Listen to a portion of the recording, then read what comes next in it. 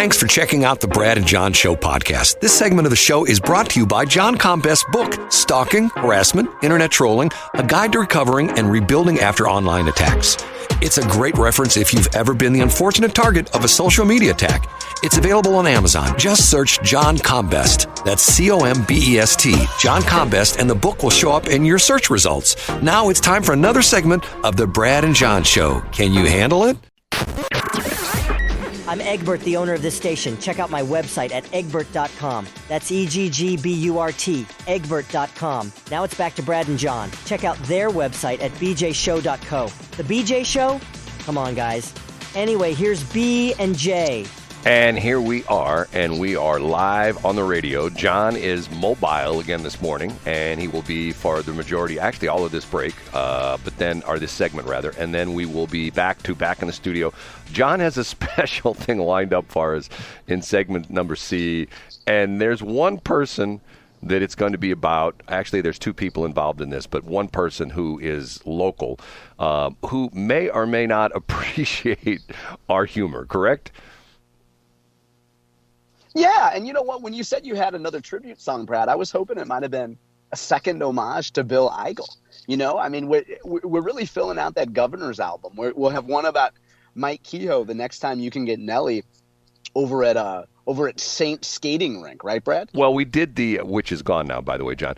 We did the Bill Eigel tribute, and then we did the Jay Ashcroft tribute, and we need to do another one with Jay Ashcroft where he's making some comments about chickens or something like that, right?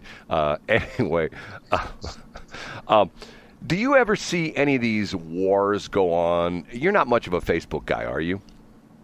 I don't use Facebook, period. No, I am a heterosexual man that's 46 years old, so no. The deal on, and I've specifically mentioned this, I'm on a couple of these, and I'm not on a bunch of them, but you have these forums that pop up, and there's one about Cottleville, okay? And once again, I will say this up front.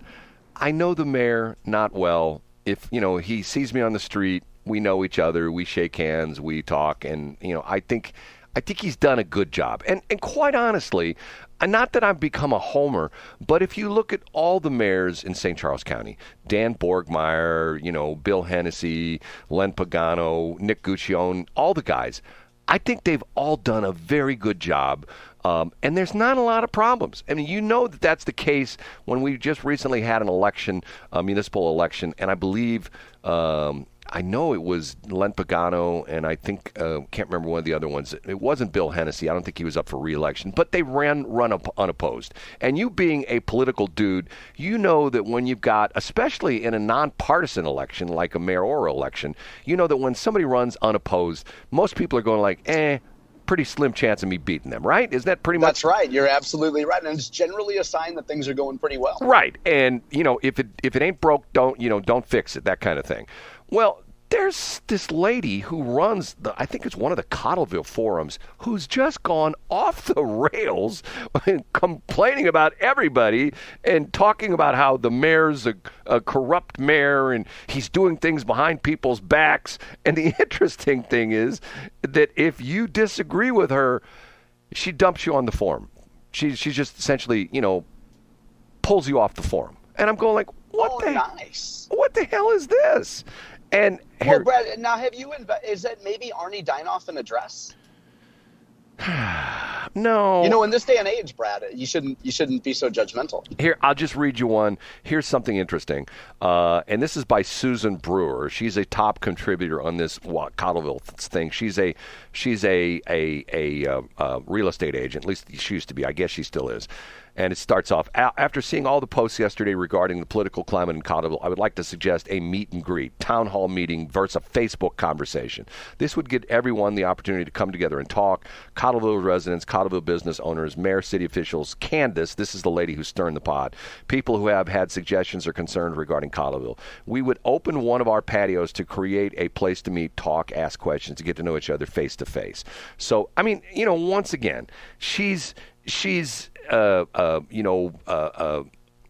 trying to be the mediator, And what drives me nuts about this is the keyboard warriors. And John is very much aware of this because he's written a book about this, right? I mean, to the point that's where right. there's probably no better authority than John Combest.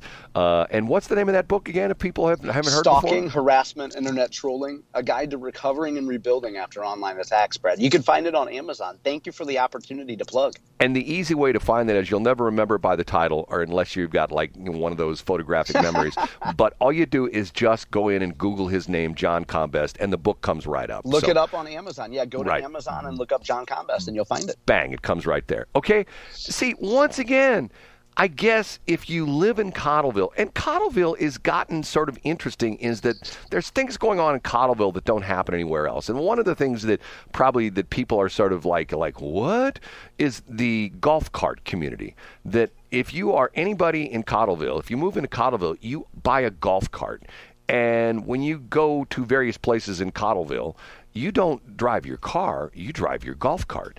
And to the point where I will be honest and tell you that from time to time I go to the Freddy's on Mid Rivers Mall Drive. And Mid Rivers is sort of weird along there because on the north side of Mid Rivers Mall Drive, that is St. Peter's. On the south side, it's Cottleville. So the Schnooks and the Cane's Fried Chicken and the Panda Express and the Donut Place, which I won't mention because I have a thing against that, and Freddy's are all in Cottleville. And it's not unusual to go to that Cottleville Freddy's and come out and there's 2 or 3 or 4 golf carts in parking spaces. Now, once again, I'm going like, you know what? I don't have a problem with that.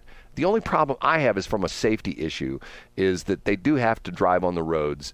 And I don't think most of those golf carts have seat belts and stuff like that. And I remember years and years and years ago that Charlie Brennan was still at KMOX. He was interviewing the guy who was the number one motocross guy in the country because Supercross comes into town. It comes into town, I think it was here a couple weeks ago. And it's the big indoor dirt track race down at the Dome. And Charlie says to this guy who is, the number one dirt track guy the Supercross guy in the country, hey, what kind of motorcycle do you drive on the roads? And he says, in a very serious voice, oh, I don't drive my motorcycle on the roads. That's dangerous. And Charlie laughs, think he's getting pumped.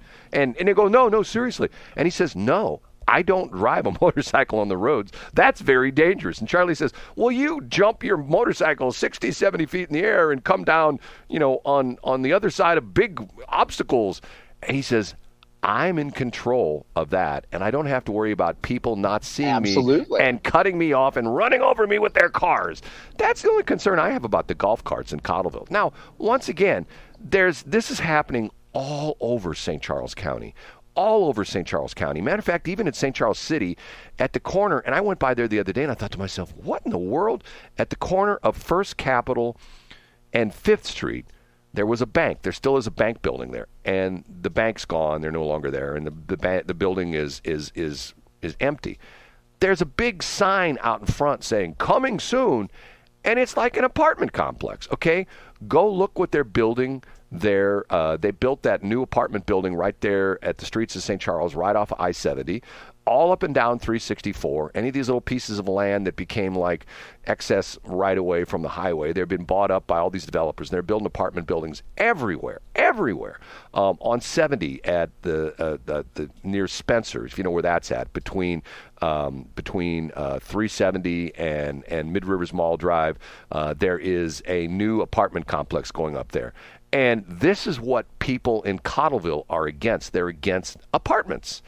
And matter of fact, I'm looking at right this on the Cottleville Forum. It says, gonna be fun navigating when the apartments are finished. Can you say Manchester Road? And once again, the interesting part of this is my next door neighbor used to live in Cottleville, okay? At the time, I think he said population of Cottleville was 92 people, okay? Cottleville at one point in time, I don't know if you know this or not, was the fastest growing city in the state of Missouri. Did you know that? I did know that. I remember hearing that. Right. Yeah, I remember. And hey, I hate to play this card, but in the mid 90s, I remember in my day, there was nothing out there, Brad. Right. Well, but the interesting thing for this is the people who've moved in within the last 10, 20, 30 years are now the ones that don't want anybody else to move in. It's to the point where it's like... yeah, of course. But doesn't that always happen? Well, yeah. Hey, it would be like someone in Augusta not wanting Brad to traipse through Klondike Park. And by the way, I forgot to talk about this. Last week, I was going from Washmo into St. Charles County, and I took 94, and I took the loop through Augusta Park. Guess how many people, John? Guess how many people? 22. To quote Taylor Swift, you were feeling 22. No. There weren't 22 people in Klondike Park? There was a park ranger. I saw him. There was a maintenance worker. I saw him, and one lady and her child. And in the entire expansive, area of Klondike Park, which is, I don't know how many square, it's got to be measured in square miles. It's a huge park. It's not like a little tiny place. I mean, it takes you, the way they've got it is you have to drive through as a loop. In other words, they've got it, when you come in through the main entrance, you make a right, and then you drive around the perimeter of the park on this road, and you come back and you exit out the same entrance. But in other words, you're making a big loop. It's got to be at least a mile, that you drive.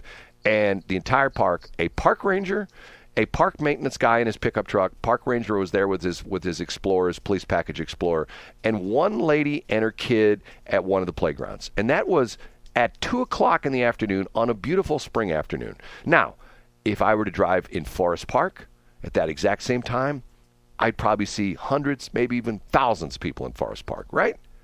Yeah, oh, absolutely. And I hate to beat a dead horse on my end, Brad, but if you walk through Forest Park, you could also get a contact high. Well, can we go back to Cottleville real quick, though, Brad?